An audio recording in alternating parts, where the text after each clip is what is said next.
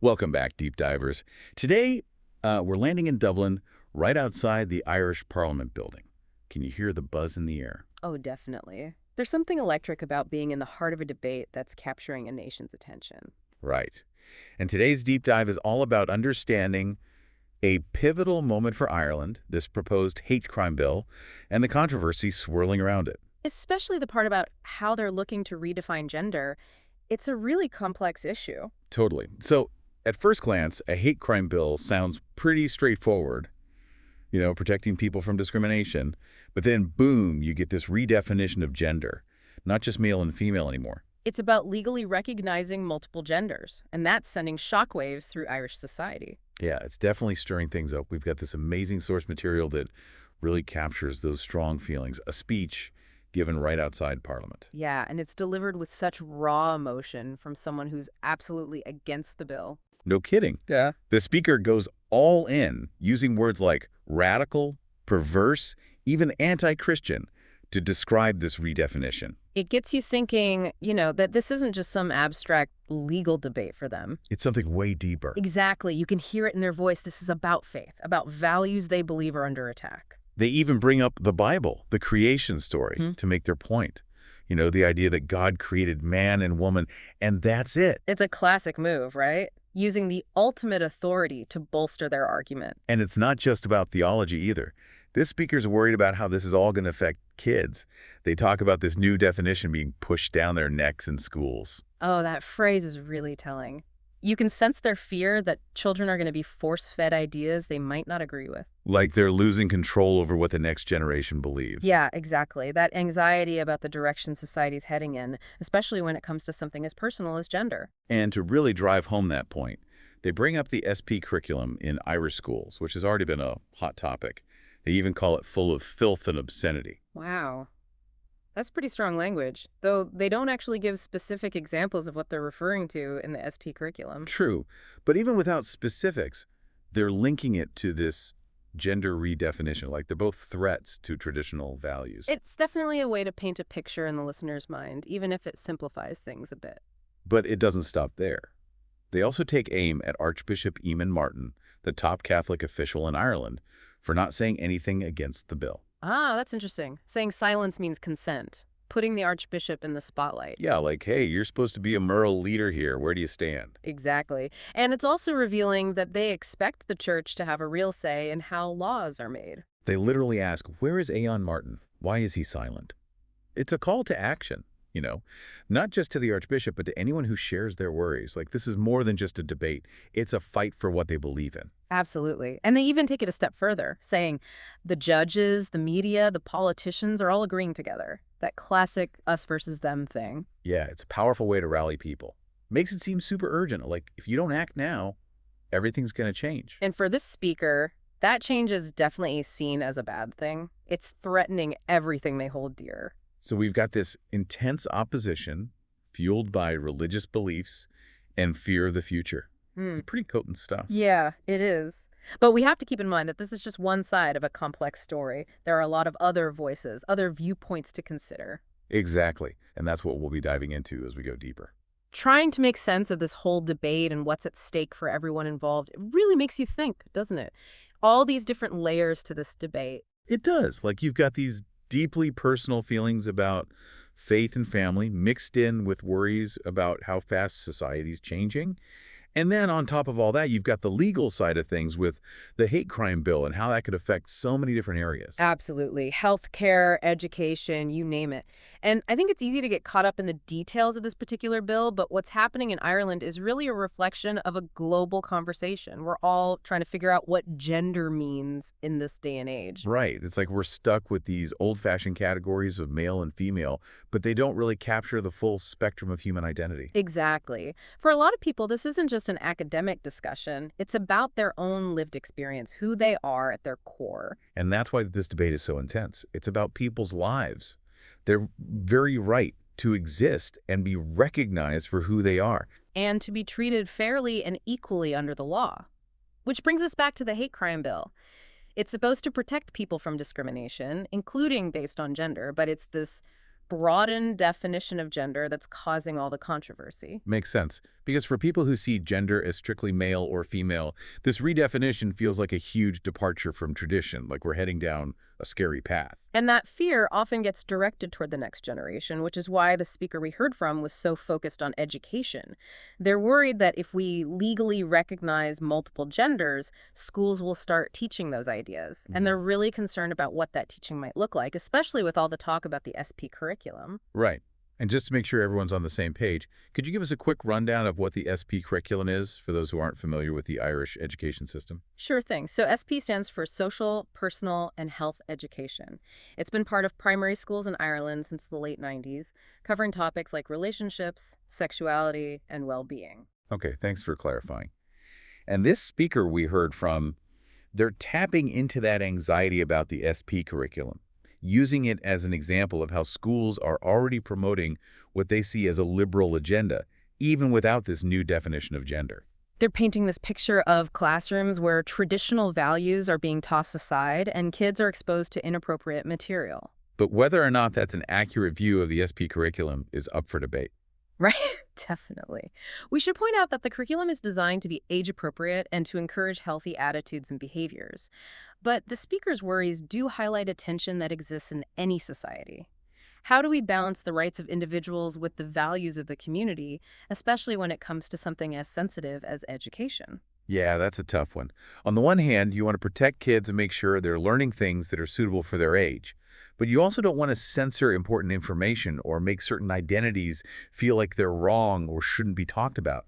Exactly. And that's where things get really complicated. Who gets to decide what's appropriate? Whose values should be reflected in what kids are learning? There are no easy answers to those questions. It's a balancing act for sure. This speaker is clearly coming from a place where they believe traditional Christian values should be front and center in education. And it's not like they're the only ones who feel that way. But as Ireland becomes more diverse and less focused on religion, those values are being questioned.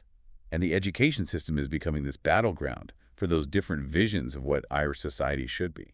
It's true. And it's not just about the actual content of the curriculum either, right? The speaker also brought up concerns about activist teachers, the idea that some teachers might be using their position to push a specific agenda. It's like they're suggesting there's a secret plan going on in schools to indoctrinate kids with a particular worldview. Yeah, it definitely plays into that distrust of institutions, especially those responsible for shaping young minds.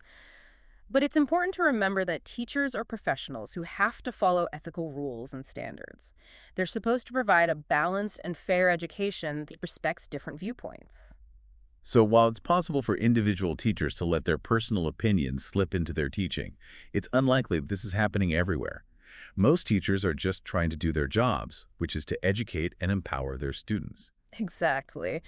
And while the speaker might see this as a battle for the hearts and minds of the next generation, the reality is much more nuanced. Most educators aren't trying to brainwash anyone. They're trying to create an environment where students can think critically, explore different perspectives, and form their own opinions. Which is kind of what we're doing here on the Deep Dive, right? Exactly. We're not giving you the answers. We're giving you the tools to understand the complexity of these issues and decide for yourself what you think. Because in a world where we're constantly bombarded with information, it's more important than ever to be able to critically evaluate what we're hearing, to distinguish between facts and opinions, and develop our own informed perspectives. So let's apply those critical thinking skills to what this speaker was saying. They're worried about how this bill might affect education, but they're also making some big assumptions about how that will play out. Right.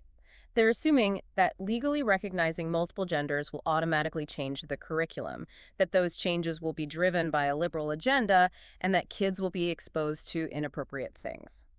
But what if we challenge those assumptions? What if we acknowledge that the connection between law and education is complicated, that curriculum development involves many different people, and that teachers are generally dedicated to providing a balanced and age-appropriate education?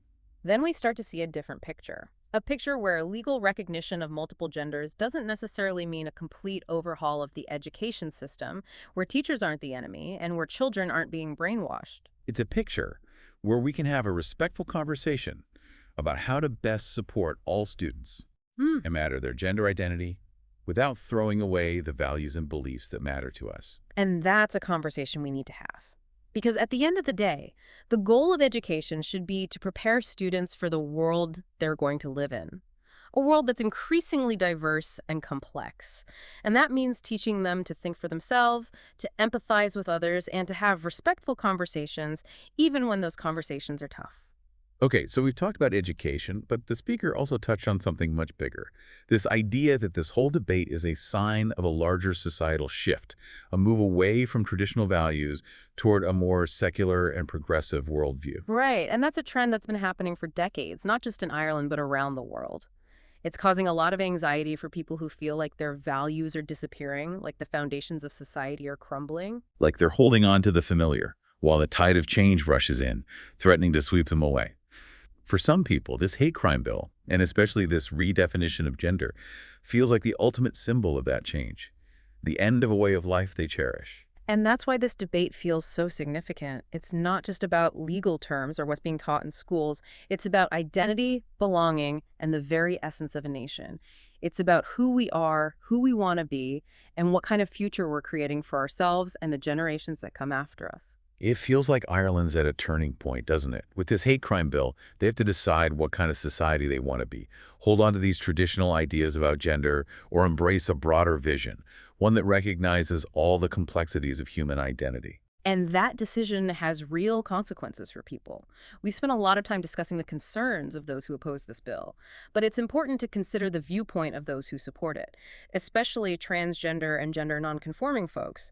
For them, this isn't about abstract ideas, it's about their lives, their right to exist and be recognized for who they truly are. And that recognition, being seen for who you are, can make a world of difference. Oh, absolutely. It's about being seen, being heard, and treated with dignity and respect. Having your identity affirmed not just by those close to you, but by society as a whole. And that can have a huge impact on a person's life. Everything from their mental well-being to their ability to get health care, a job, even housing, without facing discrimination. So this goes way beyond just changing some words in a law. It's about creating a society where everyone can thrive, no matter their gender identity. Exactly. And that's definitely a vision worth striving for. Of course, the path to equality is rarely easy, and this debate highlights some of the challenges along the way. One big concern we've heard is about religious freedom. People worry that if multiple genders are recognized legally, it will somehow clash with their right to hold traditional beliefs. It's a valid concern, no doubt. But I think it's crucial to remember that progress doesn't have to mean taking away someone else's rights. We can find ways to protect religious freedom while also ensuring that LGBTQ plus individuals are treated equally under the law. Right, it doesn't have to be one or the other. It's about finding a balance where everyone feels respected and valued. And that takes open communication, empathy, and being willing to see things from different angles. It's about understanding that we can have different beliefs but still live together peacefully. That diversity is a good thing, not something to be afraid of. And that's a message that resonates not just in Ireland, but globally. Definitely. What's happening in Ireland is part of a much wider conversation about gender, identity, and inclusion. And how this vote turns out will send a strong signal about where Ireland stands on these issues. So as we wrap up this deep dive, let's turn it over to you, the listener. We've explored the arguments, the worries, the hopes, and the potential outcomes of redefining gender. Now it's your turn to think about these complicated questions. What stood out to you? What are your thoughts? What do you think the future holds for Ireland and for the fight for LGBTQ plus rights around the world? These are questions worth pondering. Maybe spark a discussion with your friends, family, or colleagues. Because these aren't just abstract political arguments. They're about real people, their lives, and the world we want built for ourselves and future generations. So we'll leave you with this final thought. Remember the speaker we heard from earlier. They framed this debate as a battle for the soul of Ireland. But maybe it's not a battle at all. Maybe it's an opportunity to have a real conversation about who we are, what we believe in, and how we can create a society that's fair, compassionate, and inclusive for everyone. And that's a conversation worth having, even if it's difficult, even if it challenges our assumptions, even if it means confronting our own biases. Because in the end, growth and progress require us to push ourselves beyond our comfort zones, to listen to different voices, and to accept the beautifully complex nature of being human. Thanks for joining us on this deep dive.